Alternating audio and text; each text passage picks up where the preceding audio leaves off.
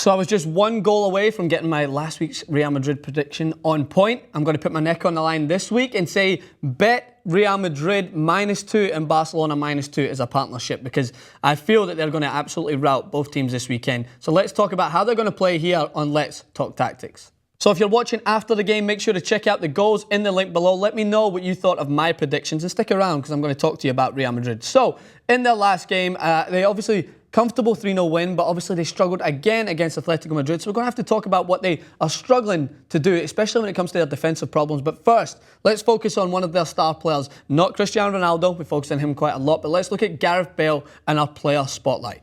So when you look at Gareth Bale's last 3 games specifically, I noted his game against Espanyol, obviously when he scored, and then against Atletico Madrid grabbing an assist, and then scoring again against Getafe. What they use Gareth Bale for more is a lot of direct runs. So if you look here, I can basically show you what Gareth Bale does on a regular basis, because he's so hard to track because of his speed. We know that. But what he does, he's known for coming in from the right-hand side onto his left foot, having some shots and goals, spreading the play. But what he's been doing recently is he's been interchanging with Benzema, and he's finding himself in these areas in behind, and he's finding himself making direct runs right into the back post.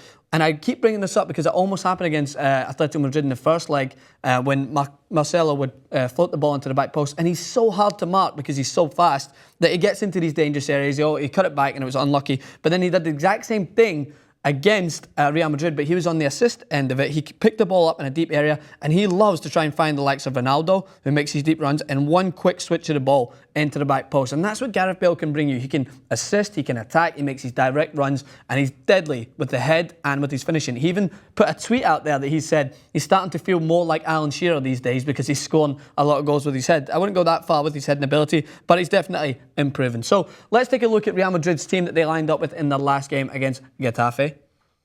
So there you have it, 4-3-3, and as I always talk about Real Madrid's 4-3-3, is that they interchange so well, because the 4-3-3 comes into a 4-5-1 when they're defending, because, well, not as much, because either Ronaldo or Bale, the good thing about these players is they don't stay high up.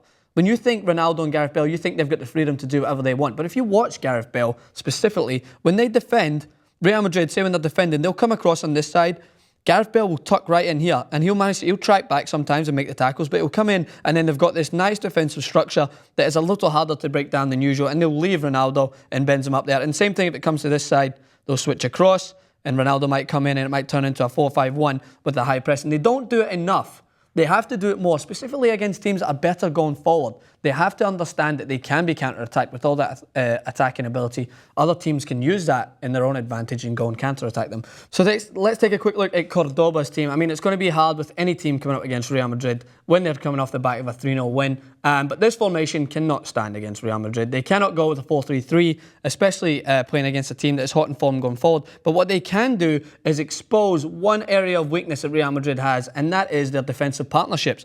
Because before, at the start of the season, I could have told you that Pepe and Ramos were so strong together, and I was thinking they're unbreakable. But Pepe was made to look like a fool by Fernando Torres on 2 separate occasions. One by Griezmann, where he overcommitted to a tackle, which Pepe is known to do. And then the other occasion, that he dived in on Fernando Torres, he cut inside and slotted it into the corner. If it was me, I would try Varane in there. I don't think Pepe getting dropped is the right situation. I mean, I don't know if Ancelotti will do that. He's not known for changing his rotation. That's one thing that has been pointed out. Real Madrid have only started with the same team once this season, whereas Real Madrid consistently go with the same starting 11. So maybe bring in a fresh player like Varane, who's a very good defender, to come in there and partner Ramos, because what happens is both of them are getting caught too flat.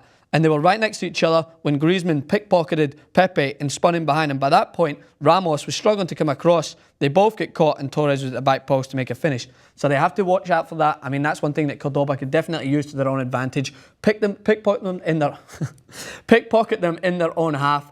Go forward and try and utilise the counter-attacks. But I predict a 4-0 win for Real Madrid this week, and I've been saying it around the studio. Maybe I'm going to jinx myself, but every week I predict the Real Madrid score, and I get it nearly spot on, and I don't put money on it. I think I might put money on it this week. Let me know what you think. Leave your comments in the section below. Subscribe to TYT Sports. Follow us on Twitter at TYT Sports, and me at Francis_Maxwell. Thanks again.